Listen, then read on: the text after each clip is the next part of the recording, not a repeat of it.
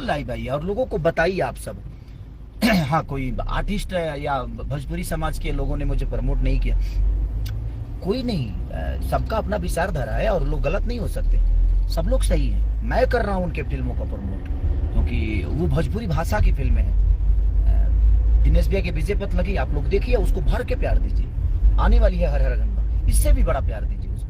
मैं वो नहीं कह रहा हूँ, मेरे कहने का मतलब कि अगर हम किसी सिनेमा को प्रमोट कर रहे हैं तो वो किसी पर्टिकुलर इंसान नहीं है, वो बल्कि आपका भाषा है और हमारी भोजपुरी मिट्टी है। हम अपनी मिट्टी को प्रमोट करना चाहते हैं, अपनी मिट्टी को बड़ा होते देखना चाहते हैं। तो बस इसी के साथ मैं चाहता हूँ कि जितने लोग हॉल में जा रहे हैं, आप सब हॉल से निकलिए तो लाइव खुद से आइए, लोगों को बताइए, पूरे देश को बताइए कि हाँ, एक भोजपुरी भाषा की फिल्म है जो कि बेहतर है और इसे देखना चाहिए।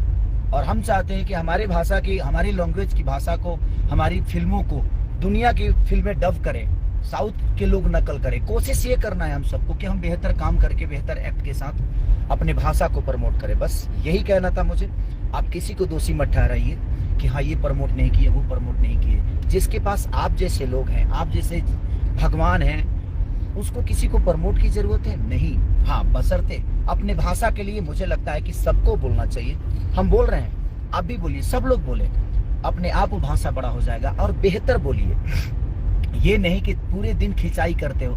कितने दिन किसी के काम को आप, मेरे कहने का मतलब ये है कि एक सिनेमा को बनाने में 2-2 करोड़ रुपए लगते हैं और आप रूम में बैठकर उसकी प्रतिक्रिया दे देते हो और उससे 2 पैसे कमाते हो। किसी का 2 करोड़ बर्बाद करके मात्र